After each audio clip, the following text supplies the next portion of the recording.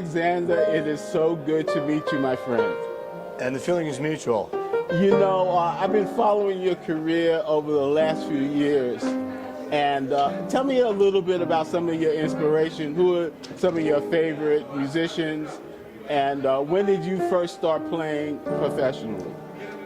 Well, it's an easy question to answer, but to shorten it is difficult. I started playing music when I was a child. I wasn't involved in jazz per se. Yeah.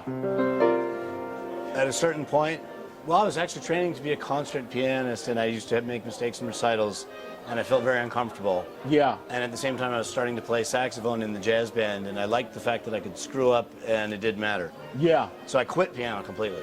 Just quit. I wish I hadn't. I would prefer to play piano, to be honest. But that's okay. It's like Andre Agassi with tennis. He said he hated tennis, but too bad for you, because you play well. Where are you from originally? I'm from Washington State. I grew up there. So I got to Indiana University, and I was half studying music and half studying political science or something. First year, though, end of that year, what happened is what Harold Mabern used to say, but who I hadn't met yet. You don't choose to do music, it chooses you. It's like a benevolent cancer. Absolutely. I mean, you have it. There's nothing you can do, and fighting it is not worthwhile because it's beautiful. So I said, that's it, I gotta go to New York. And my father said, you're sure not fucking going to New York, pardon my French, you're not going to New York with your stupid ass, that's the end of you. You gotta find a school to go to. So I, just by happenstance, found William Patterson College, and it turned out that Harold Mabern was teaching there. First class I had there, he was there, and he said, young man, play this.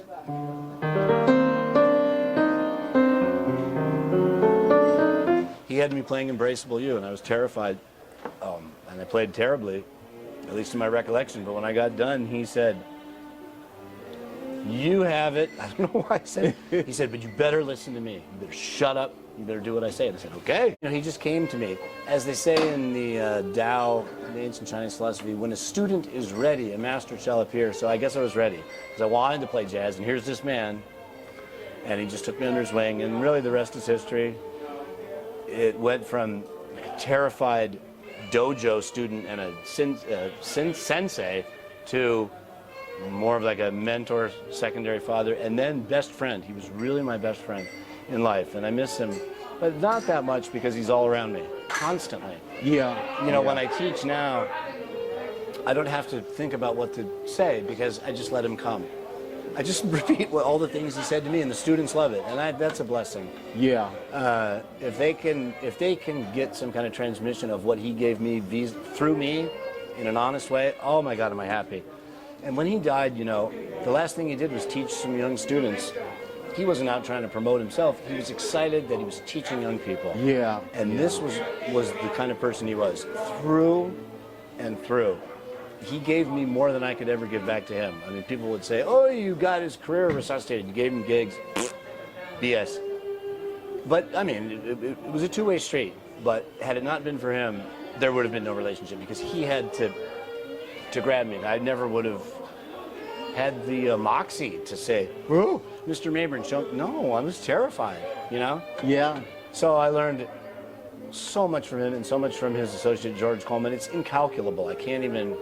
Yeah. It would take months of lecturing to explain it. But it's such a beautiful thing. The only thing those men care about is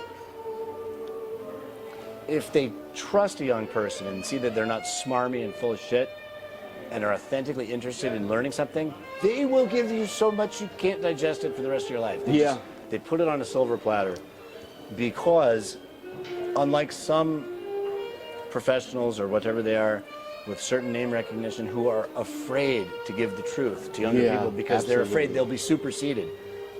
That's a falsehood. That's vanity of spirit, unfortunately. These men know that I can give it to you, but you've got to eat it and live with it and learn it. And you know what? If you can, good for you. And also they would say, if you do better than me eventually, good. Yeah. Because I will take your energy. I mean, they're such kind people. They didn't have to do it. Harold and George, that's primary. Pat Martino. And Charles Erland. These are master musicians that just, I don't know what to say. I'm humbly grateful that they saw something in me and they took me they took me into their quadrant and nurtured me. And Lord knows, sometimes I played like shit, and sometimes I was playing well, but they saw something coming. And they just, you know, it's what did Isaac Newton say? If I've seen far, or if I've seen further, I'm not saying I've seen further. If I've seen far, yeah, it's simply because I sat on the shoulders of giants. If you don't do that, there is no possible way. You can't figure out how to play this music in a vacuum, in a practice room, trying to be special and be self-promoting.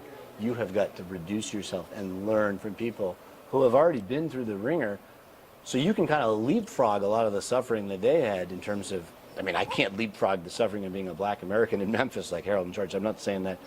Just the time, expense of learning this shit on your own. Yeah, yeah. There are people there that are willing, if you're willing to listen, they're going to give you a fast track. You know, so I don't take that for granted. I never will. And I hope I can do that with my students, but it remains to be seen. Yeah.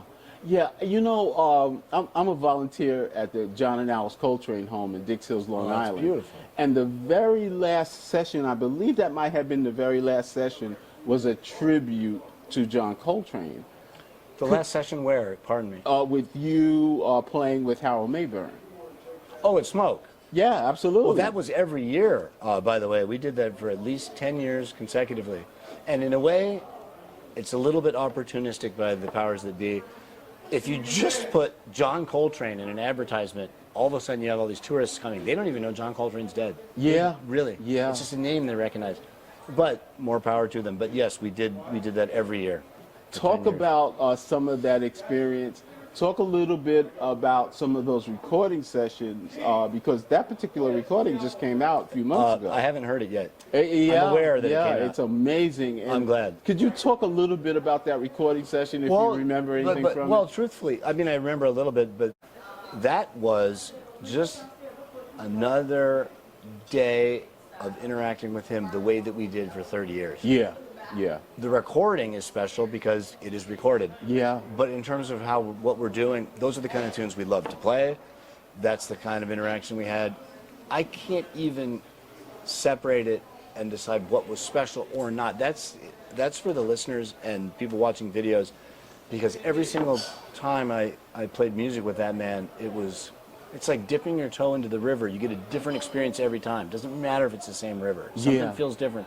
He was always tweaking and expressing and being very present and willing to jump into something that just came to him like a muse. Yeah. So things were different. Every time you could play the same tune for the rest of your life, it would always be different.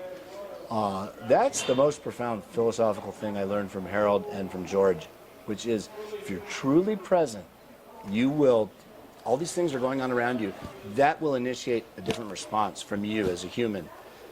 Not necessarily better, nor is it worse, it's just natural, and this is how the music is always expansive. It's not a recital where you're playing something that's already mapped out. Yeah. You play the same tune, but it's different. You have a different experience every time, and they're masters of that. Thank you so very much. And finally, you know, you played so beautifully tonight. You played some beautiful some tunes, some ballads. Talk about being at the cutting room tonight with Arnie Perez and the guys. Talk about the experience of playing here tonight. Well, with these musicians, the experience, unless I'm completely bound up in my own frailties, cannot be bad. You know, these guys are great, and they will support. So that goes without saying. I was so happy to see this room. I had not been here, and God bless Arnie for what he's doing. And I know it wasn't as lucrative or as well attended as we would have hoped, for whatever reason. You know, football playoffs, Omicron, who cares? This space is gorgeous. Yeah. It has a lot of potential. Arnie and I were talking about that. I hope that he puts his nose to the grindstone and continues, because this is the kind of venue that, oh my goodness. Yes. I mean, right? Look at it. Absolutely. You should swing the camera. How many people could we fit in you here? know, I've been here numerous And it looks like times. a Harry Potter set or something. You know, it's kind of like a fantasy. That's very hip. Or a French burlesque show or something. I don't know what it is. It's just very hip. It's just wonderful ambiance here. And the sound is good. The sound is beautiful. Absolutely. And it sounds good all in the room. I was walking around. So Well, as Marcus Aurelius would say, I don't wish for things to turn out the way I want them to. I wish for things to turn out the way they do. And I will deal with it. So I'm not going to say I hope this happens, because that's vexation of spirit, because I can't hope for anything. I'll accept whatever comes, but if things get off the ground here, it will be so beautiful. That's not an obstacle to overcome. That's fuel for a fire for jazz to come back. Absolutely. So I hope it does.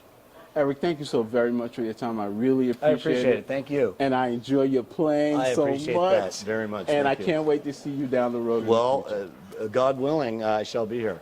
Thank you so much, man. Thank you.